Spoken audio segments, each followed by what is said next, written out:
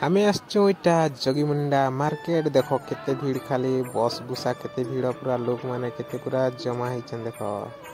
केतनी केते भीड़ रे बुआ हमर जगीमुंडा मार्केट इटा हम पले नइचन का पातल हटा हिनी तो इटा पातल हटा के जे हिन्नो आउ झुनगा भी के जे हिन्नो तो पोताली रेट तो 20 टका तो आके जोछु इटा बैगन बुगना बेट मा बइनु आरु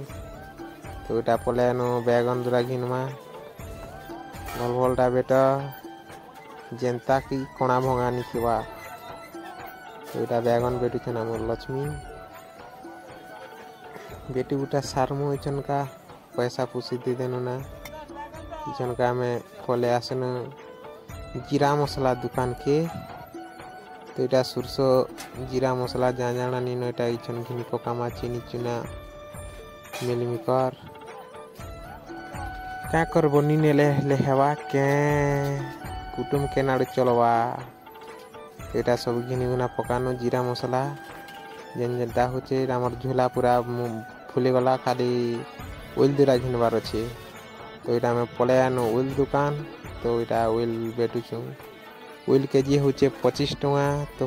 केजे ना मानो बइना तो ठीक अच्छे वीडियो भल लाइक सब्सक्राइब